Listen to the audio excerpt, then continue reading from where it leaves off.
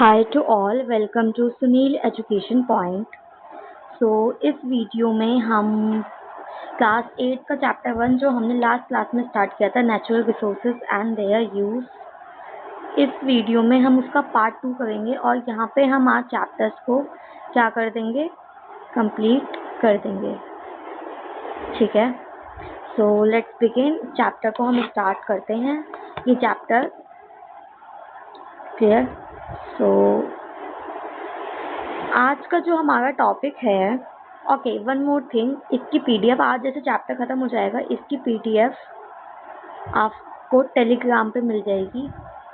ठीक है, और आप टेलीग्राम पे डायरेक्ट भी सर्च कर सकते हो, सुनील एजुकेशन पॉइंट, ये लोगो दिखाई देगा आपको।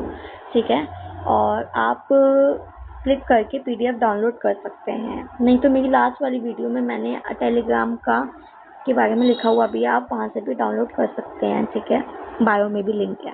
Okay, so let's begin. Okay, this chapter topic है हमारा डिस्ट्रीब्यूशन ऑफ नेचुरल रिसोर्सेज, यानी कि लास्ट क्लास में हमने पढ़ा गया नेचुरल रिसोर्सेज क्या होते हैं। ठीक है, कब नेचर एज अ रिसोर्स बनता है, उसके टाइप्स, ठीक है, कैसे कैसे कैटेगरीज बांटी गई थी, रिन्यूएबल और नॉन रिन्यूएबल के बारे में हमने पढ़ा। इस स्लाइड में हम पढ़ेंगे distribution of natural resources and it's implication, यानी कि जो हमने नेचुरल रिसोर्सेज होते हैं, जो हमें नेचर से ऑब्टेन होते हैं, उनको कैसे डिस्ट्रीब्यूटेड किया गया है, उसको कैसे बांटा गया है। Clear. Natural resources are not, उसमें हम, ठीक है, ये सब चीज़ें हमने पढ़ी थी। तो इसमें हम पढ़ने जा रहे हैं, natural resources are not equally distributed everywhere because of differences. देखो क्या होता है ना कि हर रीजन में क्या होता है, अलग अलग स्पेशलिटी पाई जाती है। फॉर एग्जाम्पल, मान लो आप 2 फ्रेंड्स हैं। ठीक है, आज जब आप 2 फ्रेंड्स हैं तो क्या दोनों में एक तरह का टैलेंट देखने को मिलेगा? नहीं। फॉर एग्जाम्पल ऐसा हो सकता है कि कोई पढ़ाई में अच्छा है, ठीक है, दूसरा स्पोर्ट्स में अच्छा है। ठीक है, कई ऐसा हो सकता है कोई दोनों में अच्छे होते हैं और कोई एक एक में ही अच्छे होते हैं। अब ऐसा तो है नहीं ना कि कोई दोनों में ही अच्छा नहीं है ना। तो ये कह रहा है नेचुरल रिसोर्सेज जो हमें नेचर से मिलते हैं, जो रिसोर्सेज इक्वली डिस्ट्रीब्यूटेड नहीं है। इंडिया के बहुत अलग अलग पार्ट हैं जिसमें अलग अलग स्पेशलिटी पाई जाती है। प्लेट्यूज होगा, प्लेन्स होगा, प्लेट्यूज में मिनरल्स पाए जाते हैं, प्लेन्स में ग्रीनरी वगैरह, एग्रीकल्चर के लिए सबसे ज़्यादा फेमस वगैरह है। ठीक है, माउंटेन क्या है, टूरिस्ट के लिए बहुत ज़्यादा फेमस वगैरह है। ठीक है, तो नेचुरल रिसोर्सेज अलग अलग बांटे गए हैं। India also has an uneven distribution of natural resources. ऐसे ही हमारे इंडिया में भी अनइवन, यानी कि इक्वली नॉट इक्वल, इसका मतलब होता है नॉट इक्वल, इक्वली डिस्ट्रीब्यूटेड नहीं है नेचुरल रिसोर्सेज। ठीक है, और जब ये अनइवन डिस्ट्रीब्यूटेड है, मतलब अनइक्वल डिस्ट्रीब्यूटेड है, उसी के हिसाब से ह्यूमन की सेटलमेंट होती है, यानी कि वहाँ पे पॉपुलेशन देखने को मिलेगी। फॉर एग्जाम्पल, सबसे अच्छा एग्जाम्पल मैं बात करती हूँ माउंटेन्स का और प्लेन्स का। ओके, इस स्लाइड में समझते हैं। माउंटेन, दूसरी तरफ मैं रख देती हूँ प्लेन्स। अच्छा, अब आप मुझे सिंपल से एक बात बताओ, माउंटेन्स हैं, ठीक है, माउंटेन्स में पॉपुलेशन थोड़ी कम रहते हैं, लोग कम रहते हैं, प्लेन्स में ज़्यादा रहते हैं, ऐसा रीज़न क्यों? ठीक है, सबसे पहली चीज़, माउंटेन में एग्रीकल्चर नॉट पॉसिबल, एग्रीकल्चर नहीं होता है। प्लेन्स में एग्रीकल्चर होता है। ठीक है, प्लेन्स में ज़्यादा आबादी रहती है क्योंकि प्लेन्स हमेशा रिवर्स के आसपास फॉर्म होते हैं। रिवर्स के आसपास फॉर्म होंगे तो आराम से हम एग्रीकल्चर कर सकेंगे तो हम फूड ग्रो वगैरह कर सकेंगे, और जब हम फूड ग्रो कर सकेंगे तो आधा से ज़्यादा जनता वहीं रहेगी, क्योंकि लोगों को क्या चाहिए, लिवलीहुड को फुलफिल करना। जब एग्रीकल्चर नहीं होगा, अपने लिवलीहुड को कैसे फुलफिल, बहुत कम होता है। ठीक है, अब तो ऐसा होता है कि जो प्रोडक्ट्स वगैरह बनाए जाते हैं, जैसे शॉल मेकिंग वगैरह, ठीक है, वूलन क्लोथ्स वगैरह, उसी के द्वारा लोग क्या करते हैं, अपनी लिवलीहुड को फुलफिल करते हैं, पैसा वगैरह कमाते हैं। इसलिए ये डिफरेंस देख रहे हो, माउंटेन में कम लोग रहते हैं, प्लेन्स में ज़्यादा। तो यही कह रहा है कि ये अनइवन डिस्ट्रीब्यूशन से ह्यूमन सेटलमेंट पे फर्क पड़ता है। ट्रेड, व्यापार होता है कि प्लेन्स में ज़्यादा सेटलमेंट देखने को मिलेगी और उसमें कम देखने को मिलेगी। इकोनॉमिक कॉन्फ्लिक्ट और लड़ाइयाँ भी होती हैं, जैसे कि बहुत रिवर्स ऐसी होती है कि जिसका पानी फर्स्ट स्टेट से स्टार्ट होता है और दूसरी स्टेट तक पहुंचता है, तो वो कहते हैं, फर्स्ट स्टेट कहता है ये रिवर हमारे यहाँ लाई करती है, सेकंड स्टेट कहता है ये रिवर हमारे यहाँ लाई करती है, ठीक है, बट उसका कॉन्फ्लुएंस जो है अलग है। क्लियर? तो यानी कि इकोनॉमिक कॉन्फ्लिक्ट भी देखने को मिलता है, ठीक है, पॉलिटिकल बाउंड्रीज भी देखने को मिलती हैं, ठीक है, जैसे कि अनइवन डिस्ट्रीब्यूशन, देखो ये दे रखा है, थोड़ा सा जूम कर देती हूँ मैं, just hold on. See, can you see this? देखो ये क्या है, ये अलग अलग जगह दे रखी है, एक सेकेंड, ये अलग अलग जगह दे रखी हैं, ठीक है, यहाँ पे अब ये क्या कह रहा है, ठीक है, मैप को थोड़ा समझते हैं, ये अलग अलग जगह दे रखी है। अब अभी हम इनसे कुछ नहीं समझ पा गए हैं, लेकिन अब हम समझेंगे। देखो नीचे देखो क्या दे रखा है, यानी कि ये बोल रहा है कि जहाँ पे ये ब्लैक डॉट देखने को मिल रहा है, यहाँ पे क्या होता है, यानी कि कोल पाया जाता है, यानी कि इस जगह पे क्या है, कोल पाया जाता है, ठीक है, ये रहा तलचर, कोरबा, सिंगरैनी, नायावली, ठीक है, यहाँ पे कोल देखने को मिलता है। ये और जिन पे रेक्टेंगल बना है यहाँ पे ऑयल, यानी कि मुंबई हाई बेसिन, कलौल, अंकलेश्वर, यहाँ पे क्या में देखने को मिलता है, ऑयल की खाने देखने को मिलती हैं। पिंक वाले जो रेक्टेंगुलर स्क्वायर वाले बॉक्स हैं उसको देखने को आयरन और देखने को मिलती है, रत्नागिरी, गोवा, बलारी, कुछ, ठीक है।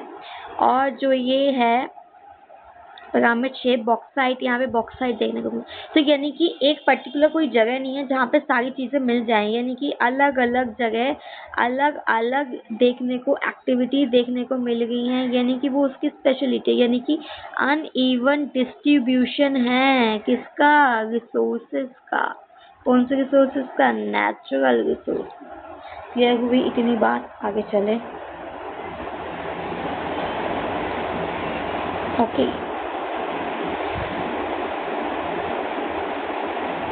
जैसे कि देखो इसमें कह भी रहा है, जो कोल और आयरन ओर है हमें कहाँ देखने को मिलता है, झारखंड में, उड़ीसा में, वेस्ट बंगाल में देखने को मिलता है। पेट्रोलियम हमारा असम और गुजरात में देखने को मिलता है। फॉरेस्ट सबसे ज्यादा हिमालय के रीजन में, नॉर्थ ईस्ट रीजन में और वेस्टर्न घाट में देखने को मिलता है, यानी कि कोई एक जगह सभी चीजें नहीं मिलती, सब क्या है, अलग अलग जगह मिलती हैं। क्लियर? आगे चले। Okay, industries located near natural resources create employment opportunity for the local people. हाँ, वो कह रहा है कि इंडस्ट्री जहाँ पे नेचुरल रिसोर्सेज की मात्रा ज़्यादा है, जैसे अंकलेश्वर वगैरह हमने देखा, नायावली देखा, यानी कि वहाँ पे सबसे ज़्यादा इंडस्ट्री सेटअप की जाती है, क्योंकि इंडस्ट्रीज में नेचुरल रिसोर्सेज को ही एक्सट्रैक्ट करके क्या बनाया जाता है, प्रोडक्ट बनाया जाता है, और जब प्रोडक्ट बनाया जाएगा तो हमें नेचुरल रिसोर्सेज की नीड होगी, तो इसलिए बोला है कि जहाँ पे नेचुरल रिसोर्सेज ज़्यादा मिलेंगे वहाँ पे इंडस्ट्रीज को सेटअप किया गया है, जिससे एम्प्लॉयमेंट, लोग वहाँ ज़्यादा से ज़्यादा लोग वर्क करें, एम्प्लॉयमेंट अपॉर्चुनिटीज़ बढ़ेगी आम लोगों के लिए, लोकल पीपल के लिए। लोकल पीपल, आम पीपल को बोला गया हम लोगों को, ठीक है। Township growth around them and expand economic opportunities around them. ये कह रहा है जब एम्प्लॉयमेंट बढ़ेगा तो ज़्यादा से ज़्यादा लोग आएंगे, शहर बसने लगेंगे, शहर बसने लगेंगे, उनके पास पैसा आने लगेगा, इकोनॉमिक अपॉर्चुनिटी, जॉब वगैरह मिलने लगेगी, ठीक है। क्लियर हुआ? यानी कि नेचुरल रिसोर्सेज पे ही डिपेंड करता है एम्प्लॉयमेंट, इनकम, ये सब चीज़ें उस पर डिपेंड करती है, ठीक है। क्लियर? आगे चले। Okay, but nature does not pay attention to political boundaries. This leads to tension regarding the share of natural resources across the state as well as country. देखो ये वही चीज़ है जो मैंने अभी आपको बताई कि एक स्टेट का पानी कहीं से स्टार्ट होता है, दूसरे स्टेट में जाके बहता है, जिससे कॉन्फ्लिक्ट यानी कि लड़ाइयाँ वगैरह होती हैं, ठीक है। ओके, जैसे कि ये बोल रहा है,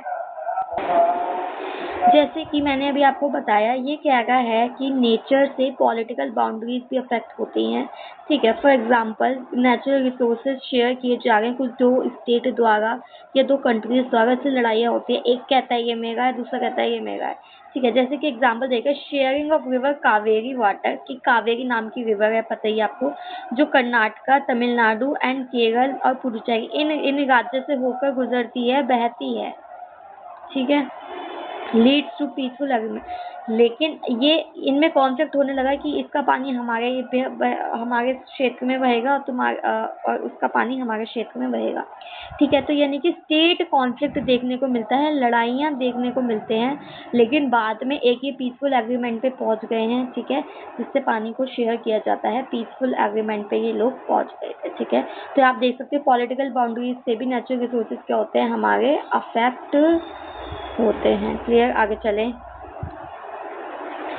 नेक्स्ट टॉपिक बात करते हैं हमारा नेचुरल रिसोर्सेज कर्ज। एक कर्ज बोला गया है, ठीक है, बद्दुआ बोला गया नेचुरल रिसोर्सेज। ऐसा क्यों? मे बी इसलिए ऐसा बोला गया होगा क्योंकि सबसे ज्यादा नेचुरल रिसोर्सेज ह्यूमन ही यूज करते हैं और ह्यूमन ही उसको बर्बाद करते हैं। जैसे कि ये बोला है some reasons rich in natural resources can experience lower economic growth and development. ठीक है, यानी कि ये बोला कुछ रीजन्स ऐसे होते हैं जिसमें पर्टिकुलर नेचुरल रिसोर्सेज की मात्रा ज़्यादा पाई जाती है। ठीक है, जैसे कि एक कंट्री है ईरान, उसमें सबसे ज़्यादा ऑयल पाया जाता है। ठीक है, अब जब वो ऑयल पाया जाएगा तो वो ऑयल क्या होगा, हमें ऐसा लग रहा है कि वो रीजन है, उस रीजन में सबसे ज़्यादा इसकी इनफ मात्रा पाई जाती है, तो यानी कि सबसे ज़्यादा तेज़ी से ग्रो होगा। बट ऐसा नहीं है, ग्रोथ उसकी इकोनॉमिक ग्रोथ और डेवलपमेंट क्या होगी, स्लो होगी। जैसे कि भी आपने देखा होगा युद्ध वगैरह चल रहा था। ठीक है, ईरान से जो ऑयल आता था हमारे इंडिया में, उस पर बैन लगा दिया गया, जिससे हमारा इंडिया बहुत अफेक्ट हुआ। ठीक है, और हमारे इंडिया की इकोनॉमी को थोड़ी सी स्लो हो गई थी। ठीक है, तो ये बोल रहा है कि कुछ रीजन्स ऐसे होते हैं जो नेचुरल रिसोर्सेज में बहुत रिच होते हैं, सबसे ज़्यादा नेचुरल रिसोर्सेज उस पर्टिकुलर रीजन में पाए जाते हैं, लेकिन फिर भी इकोनॉमिक ग्रोथ स्लो होती है क्योंकि उसको सबसे ज़्यादा बर्बाद किया जा रहा है। ठीक है, जब उसको बर्बाद किया जा रहा है तो ऑब्वियसली बात है डेवलपमेंट क्या होगी, कम होगी। हम उसको ज़्यादा यूज़ करेंगे, उसको कंज्यूम करेंगे अपने सर्वाइवल के लिए। इस वजह से अ फेनोमेनन एक इकोनॉमिस्ट थे, उन्होंने क्या बोला था, कॉल द नेचुरल रिसोर्सेज कर्ज। इसलिए उन्होंने बोला नेचुरल रिसोर्सेज एक कर्ज है। ठीक है, एक बदुआ, या फिर हम पैराडॉक्स ऑफ प्लेंटी भी बोलते हैं, यानी कि ज़्यादा मात्रा पाई जाती है तो हम उसको ज़्यादा कंज्यूम करते हैं। जब हम ज़्यादा कोई चीज़ कंज्यूम करेंगे वो कभी ना कभी तो खत्म होगी ना। ठीक है, तो इसलिए नेचुरल रिसोर्सेज को कर्ज बोला गया है। It means having plenty of natural resources doesn't mean that country is rich. हाँ, और ये भी लाइन बोली गई है कि इसका मतलब ये नहीं है कि अगर कोई किसी पर्टिकुलर रीजन में नेचुरल रिसोर्सेज ज़्यादा पाए जाते हैं तो वो कंट्री बहुत रिच है। नहीं, मे भी ऐसा हो सकता है सबसे ज़्यादा लोग उसको एक्सेप्ट कर रहे हो, यूज़ कर रहे हो, जिससे जो यूज़ होना चाहिए, एक सही यूज़ होना चाहिए जिस नेचुरल रिसोर्सेज का, वो ना हो पा रहा हो। ठीक है, इसलिए इकोनॉमिक ग्रोथ क्या हो गई है, स्लो हो गई है, डेवलपमेंट भी धीरे धीरे होने लगती है। ठीक है, आगे चले। India has generally avoided this curse by investing in the development of such industry to meet our growing needs. अब क्या होने लगा है कि इंडिया के बारे में बोला गया है, इंडिया ने इस कर्ज को कम किया है या फिर अवॉइड किया है, यानी कि इग्नोर किया है। कैसे इग्नोर किया है कि कुछ ऐसी चीज़ें जब लग रहा है कि कहीं पे वो एक्सट्रैक्शन उसका ज़्यादा हो रहा है या फिर उसकी मात्रा कम हो रही है, तो हमने कुछ ऐसी डेवलपमेंट की है जिससे इनफ रिसोर्सेज ज़्यादा से ज़्यादा क्या होने लगे, डेवलपमेंट होने लगे। जैसे कि इंडस्ट्रीज वगैरह, माइनिंग इंडस्ट्रीज बनाई गई है, ऑयल इंडस्ट्रीज बनाई गई है कि ज़्यादा से ज़्यादा इसका इनफ यूज़, मतलब एक सस्टेनेबल मैनर में उसका यूज़ हो। ठीक है, economies are unable to develop industry that convert the resources into products of high value. यानी कि बहुत इकोनॉमीज ऐसी हैं जो क्या करने लगी हैं कि वो उन इंडस्ट्रीज को डेवलप नहीं कर पा रही हैं जिससे रिसोर्सेज का सस्टेनेबल यूज़ हो सके। ठीक है, रिसोर्सेज का सही यूज़ कर सके। जैसे कि सिंगल यूज़ प्लास्टिक आया था बीच में। ठीक है, और प्लास्टिक रिसाइकल वगैरह करना, मिनिमम यूज़ ऑफ प्लास्टिक का मिनिमम यूज़ वगैरह करना। जैसे कि शॉपिंग बैग्स में पेपर बैग्स का सबसे ज़्यादा यूज़ किया गया था। ठीक है, क्योंकि प्लास्टिक से बहुत ज़्यादा पोल्यूशन वगैरह भी होता है। ठीक है, क्लियर, समझ आया इतना, आगे चले। ओके, नेक्स्ट टॉपिक आता है हमारा responsible and wise use of natural resources, जिसको स्टेवर्डशिप बोला गया है। यानी कि का इस तरह से यूज होना कि प्रेजेंट जनरेशन को भी सैक्रिफाइस ना करना पड़े, इजीली यूज हो सके, और आने वाली जो जनरेशन है यानी कि जो फ्यूचर जनरेशन है उसका भी हम क्या कर सके, उसके लिए भी कंजर्व होके रह सके। यानी कि ये नहीं कि फ्यूचर जनरेशन के आते ही वो रिसोर्सेज को हम खत्म कर दें, ठीक है। आने वाली जनरेशन क्या हो जाएगी, लॉस में हो जाएगी, ठीक है। इसमें बोला गया है नेचुरल रिसोर्सेज का वाइज सही तरीके से एक सस्टेनेबल मैनर में यूज करना है, किसका, रिसोर्सेज का, क्लियर। और इसी को स्टेवरशिप बोला गया है। ओके, तो स्टेवरशिप में जब हम नेचुरल रिसोर्सेज का सही तरीके से हम यूज करेंगे तो इससे क्या होता है, जैसे जब हम ज़्यादा यूज करते हैं नेचुरल रिसोर्सेज का तो हमें बायोडाइवर्सिटी लॉस देखने को मिलता है। क्या देखने को मिलता है, बायोडाइवर्सिटी लॉस। बायोडाइवर्सिटी का लॉस का मतलब है डिक्लाइन ऑफ लाइफ या फिर लॉस ऑफ लाइफ इन अर्थ। मैं यहाँ पे लिख दूँ, एक सेकेंड,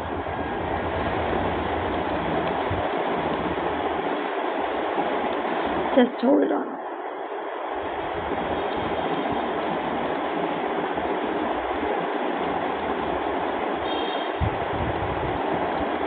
प्लांट एनिमल्स, ह्यूमंस, ठीक है, एक्वाटिक एनिमल्स, ठीक है, रेप्टाइल्स वगैरह, ठीक है, एम्फीबियंस, यानी कि इनकी जब लाइफ, ये लोग जब इनकी पॉपुलेशन कम होने लगे उसको बायोडाइवर्सिटी बोला गया है।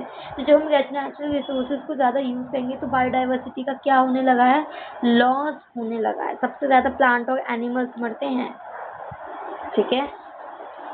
तो इन सब का लॉस होना बायोडाइवर्सिटी लॉस होता है। जब हम ज़्यादा यूज़ करते हैं तो बायोडाइवर्सिटी लॉस हाई अमाउंट में देखने को मिलता है।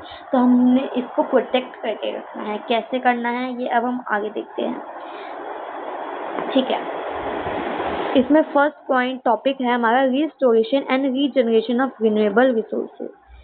यानी कि रिस्टोरेशन रीजनरेशन मैंने आपको बताया था। रीजनरेशन मतलब होता है क्रिएट न्यू थिंग्स को क्रिएट करना, या रिस्टोरेशन का मतलब जो चीज़ हमने यूज़ की है उसको दोबारा रिन्यू कर देना, ठीक है, रिक्रिएट कर देना, उसी उसी जहाँ से वो आई थी वो वहीं पे उसी स्टेट पे पहुँचा देना। वुड है, वुड से क्या बना, पल्प वगैरह मिला, उससे पेपर बना, और पेपर से हम जब उसी को वुड में कन्वर्ट कर देंगे तो वो क्या हो जाएगा हमारा restoration, ठीक है। Restoration and regeneration are important ways to conserve renewable resources and ensure that they remain available for future generation। हमें restoration और regeneration जैसे टेक्निक्स का इस्तेमाल करना रिसोर्सेज को कंजर्व करने के लिए, और ये क्या रहे, अवेलेबल रहे, किसके लिए, फ्यूचर जनरेशन के, आने वाली जनरेशन के लिए क्या रहे, अवेलेबल रहे।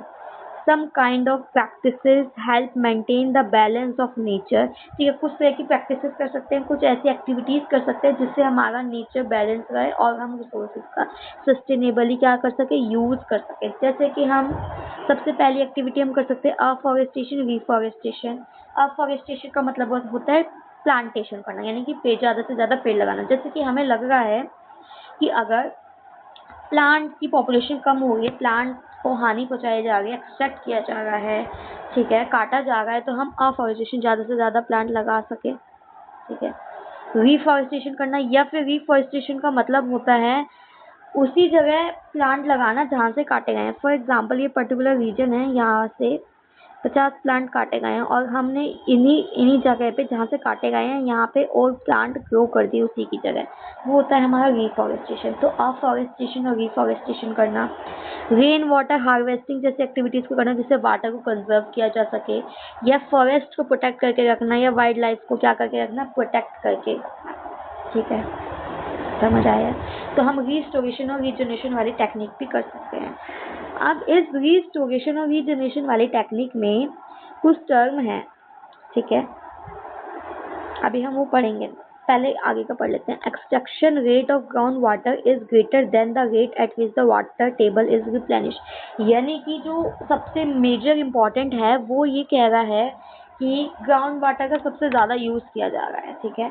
तो ग्राउंड वाटर का जो यूज़ है उसको सबसे ज़्यादा एक्सट्रैक्ट किया जा रहा है, इतना ज़्यादा एक्सट्रैक्ट किया जा रहा है कि वो रिन्यू ही नहीं हो पाता, वाटर अपनी उसमें वापस आ ही नहीं पाता, जबकि हमें वाटर को कंजर्व करके रखना है। जैसे कि सबसे मैं इम्पॉर्टेंट बात करूँ, समर, जब समर सीज़न आता है सबसे ज़्यादा लोग अपने गलियों में गलियाँ धोते हैं, छत धोते हैं, घर धोते हैं, सबसे ज़्यादा यूज़ करते हैं, ज़्यादा एक एक दो दो तीन तीन बार, गर्मी ज़्यादा होती है तो।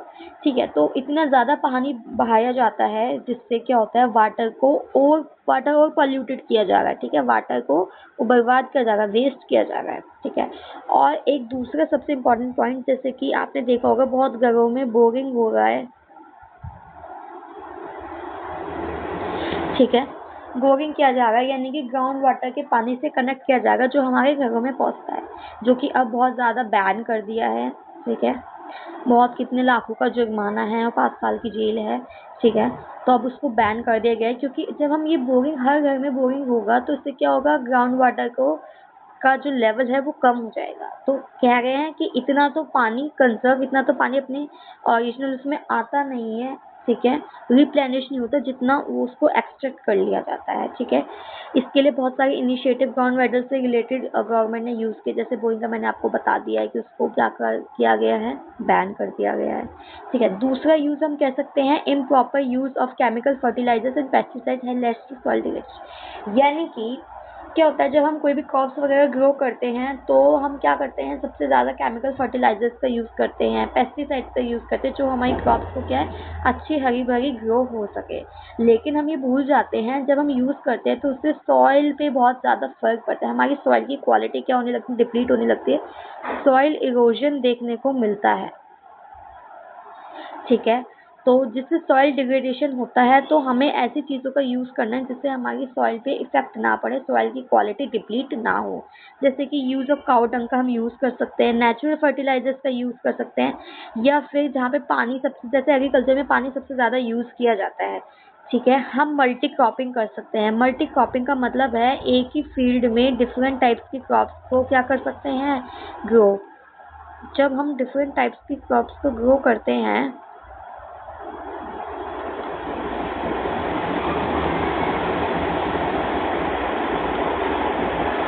Different types of crop grow, उसको ही हम मल्टी क्रॉपिंग बोलते हैं।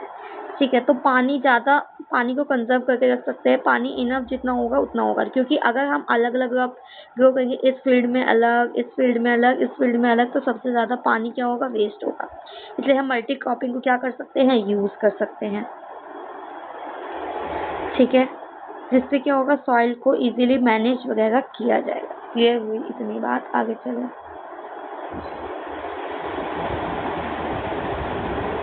ओके, अब इसी में रिस्टोरेशन की जनरेशन में एक स्टोरी टाइप आती है, एक आता है over exploitation of ground water. Ground water का सबसे ज़्यादा ओवरली एक्सप्लॉइट किया गया था कहाँ पे, पंजाब में। अब कैसलेट ऑफ पंजाब, कैसलेट का मतलब होता है कोई प्रॉब्लम पढ़ना, यानी कि कोई केस स्टडी करना, यानी कि एक पर्टिकुलर स्टोरी के बारे में पढ़ना, उसमें प्रॉब्लम फाइंड करना और उससे हमें क्या निकालना, सोल्यूशन निकालना, उसको कैसलेट बोलते हैं। तो एक पंजाब के बारे में केस स्टडी है जिसमें बताया गया है कि ग्राउंड वाटर का सबसे ज़्यादा यूज़ किया गया था। एग्रीकल्चर में किया हो गया होगा, क्योंकि पंजाब में आपको बहुत अच्छे से पता है, पंजाब में सबसे ज़्यादा क्या की जाती है, एग्रीकल्चर किया जाता है। ओके, तो पढ़ते हैं। Punjab is an important agriculture state where farmers depend heavily on ground water for irrigation. यानी कि वाटर में हमें उसमें एग्रीकल्चर में इरिगेशन करने के लिए हमें सबसे ज़्यादा पानी की ज़रूरत पड़ती है, और पंजाब में रिवर्स भी बहुत ज़्यादा हैं, एग्रीकल्चर भी होता है, तो फार्मर्स के लिए ये अपॉर्चुनिटी थी कि वो सबसे ज़्यादा पानी का यूज़ कर सकते हैं। लेकिन उन्होंने क्या किया, ओवर एक्सप्लॉइटेशन कर रहा है, यूज़ भी क्या किया, एक मिनिमम लिमिटेड क्वांटिटी में करना होता है। ठीक है, ठीक है, तो उन्होंने सबसे ज़्यादा ग्राउंड वाटर पे डिपेंड गए और ग्राउंड वाटर को बहुत ज़्यादा यूज़ किया इरिगेशन एक्टिविटी करने के लिए, क्रॉप्स को ग्रो करने के लिए। पंजाब को एक home to the green revolution बोला जाता है, हरित क्रांति बोला जाता है, यानी कि पंजाब में सबसे ज़्यादा एग्रीकल्चर किया जाता है, क्रॉप्स को ग्रो की जाती है। That fed larger proportion of our population, जिससे बहुत सारे लोगों की लिवलीहुड चलती है। ठीक है, फिर उन्होंने क्या किया, तो क्रॉप्स को ग्रो करने के लिए ग्राउंड वाटर पानी का यूज़ किया, एक्सटेंसिव यूज़ ऑफ ट्यूबवेल्स का बहुत यूज़ किया, ट्यूबवेल्स का। ठीक है, इलेक्ट्रिक पंप का यूज़ किया, जिससे वाटर की इरिगेशन फैसिलिटीज़ पॉसिबल हो सके। ठीक है, specially growing water intensive crop जैसे कि पैडी वगैरह के लिए, ठीक है, राइस फील्ड वगैरह के लिए सबसे ज़्यादा पानी का यूज़ किया गया, ट्यूबवेल से उन्होंने क्या किया गया, एक्सट्रैक्ट किया गया, इलेक्ट्रिक पंप से यूज़ किया गया, हाइड्रोइलेक्ट्रिक एक्सेट्रा, जिससे क्या हुआ, ग्राउंड वाटर बहुत ज़्यादा एक्सेसिव यूज़ होने लगा, और एक्सेसिव यूज़ से क्या होने लगे, ग्राउंड वाटर का लेवल कम होने लगा। ठीक है, आगे चले। ये थी पंजाब की स्टोरी। ठीक है, अब हम थोड़ी एक स्टोरी पढ़ते हैं सीमेंट। अब एक सीमेंट का केस पढ़ते हैं। सीमेंट बहुत जगह यूज़ होती है, स्कूल बनने के लिए यूज़ किया जाता है, बिल्डिंग्स के लिए यूज़ किया जाता है,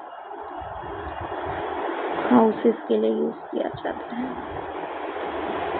ठीक है, तो ये पढ़ते हैं। Cement is made from limestone and other minerals which are non renewable resources. इसमें बोला गया है कि जो सीमेंट है जो लाइमस्टोन से बनती है, ठीक है, जो एक नॉन रिन्यूएबल, इजीली रिन्यू नहीं होती। अगर एक बार इसकी क्वालिटी डिप्लीट होने लगे, ठीक है, एग्जिस्टेंस डिप्लीट होने लगे, तो ये आसानी से रिन्यू नहीं होगी काफ़ी सालों तक।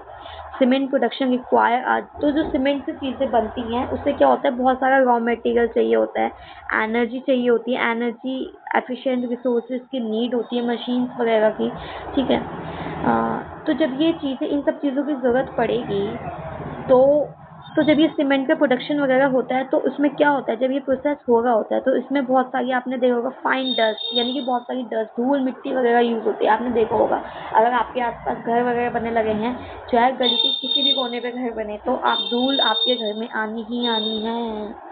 ठीक है, बहुत सारी फाइन डस्ट रिलीज करती है सीमेंट, जिससे ह्यूमंस पे की बॉडी पे हेल्थ पे इफेक्ट पड़ता है, यानी कि उनके लंग्स तक इजीली एंटर कर देती है वो।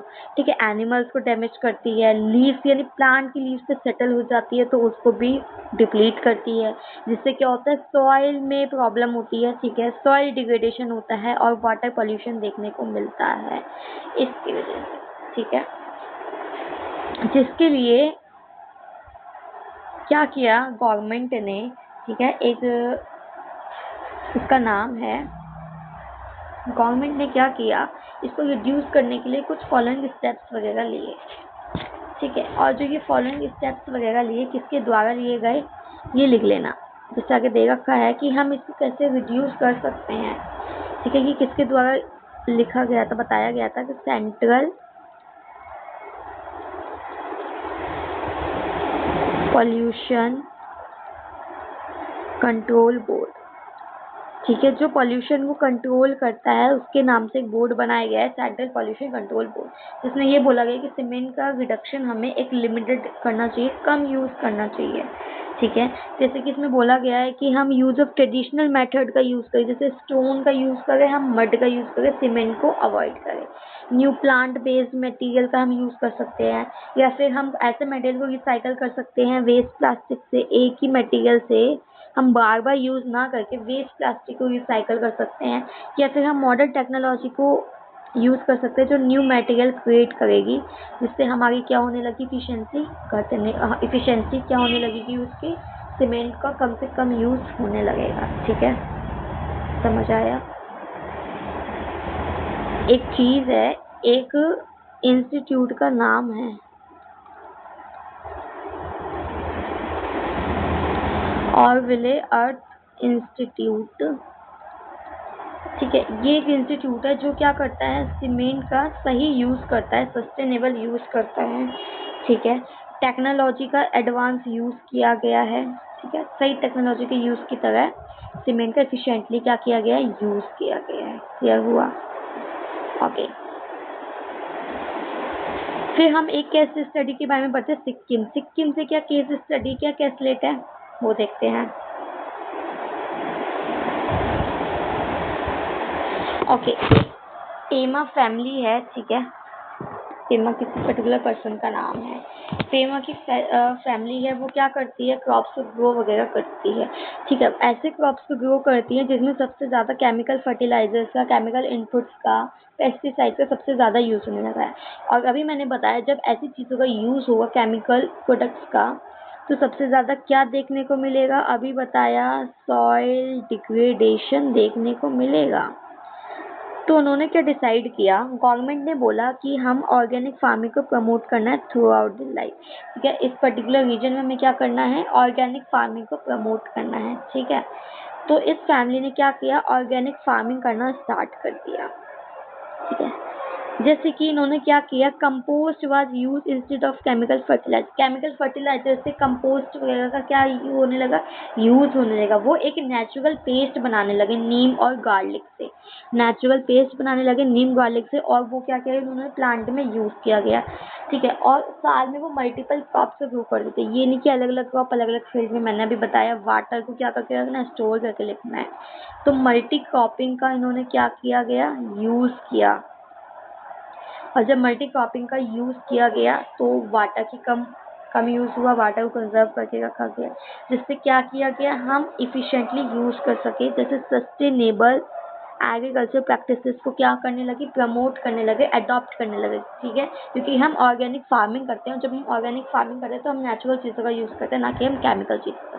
कंपोस्ट हो गया, ठीक है, नेचुरल पेस्ट बनाने लगे, मल्टी क्रॉपिंग करने लगे, जिससे वाटर कंजर्वेशन, सॉइल कंजर्वेशन को प्रमोट किया जाने लगा, ठीक है। ये कुछ एग्रीकल्चर प्रैक्टिसेस करने लगे, जिससे क्या रिजल्ट देखने को मिला, 5 साल बाद फेमस फार्म बिकम सक्सेसफुल, बहुत ज़्यादा सक्सेसफुल होने लगे। और जो उन्होंने ऑर्गेनिक फार्मिंग की थी, जो ऑर्गेनिक चीज़ें बनाई थी, जैसे कि कार्डेमम हो गई, गिंगर हो गई, ट्रेडिशनल वेजिटेबल्स हो गए, ठीक है, एक प्रीमियम प्राइस पे बेचने लगे, जिससे बहुत ज़्यादा उनको क्या होने लगा, प्रॉफिट होने लगा। देखा, beneficial insects and birds return improving biodiversity loss को हमने कम किया, ठीक है। इंसेक्ट्स और बर्ड्स अपनी जहाँ पे वो रहते थे अपनी लाइफ में अपनी प्लेस पे क्या आने लगे, वापस आने लगे। बायोडाइवर्सिटी को हमने क्या किया गया, प्रमोट किया, ठीक है।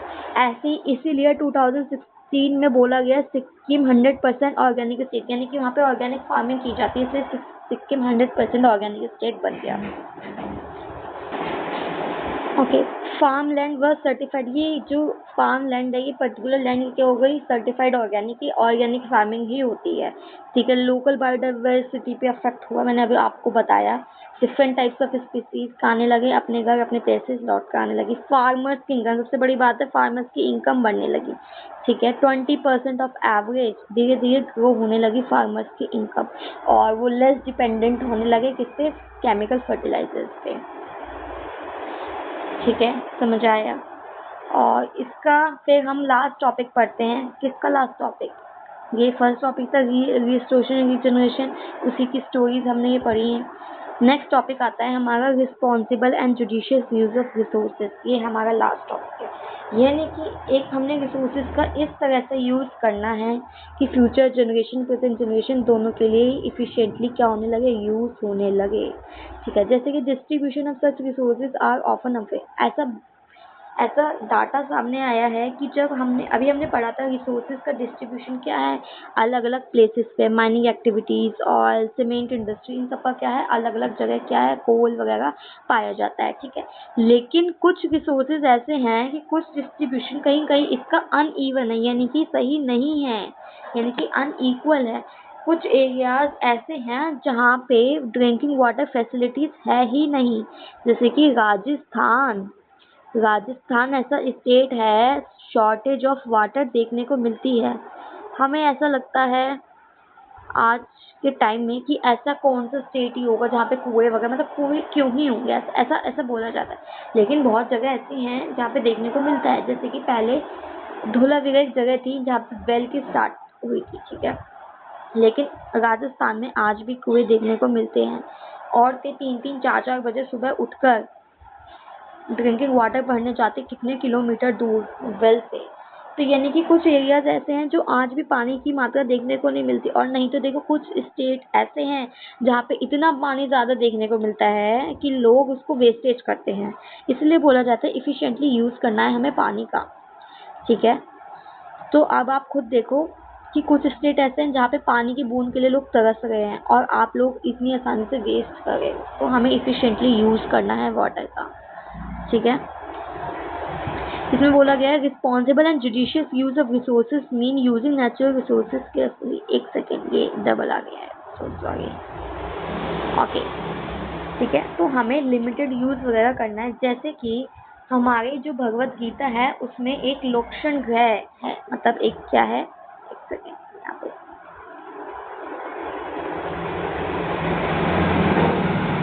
लोक्षण ग्रह एक वर्ड ये मेंशन है हमारी भगवत गीता में,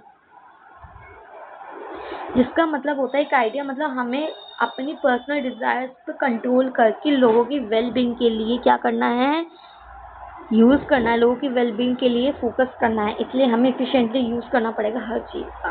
ठीक है,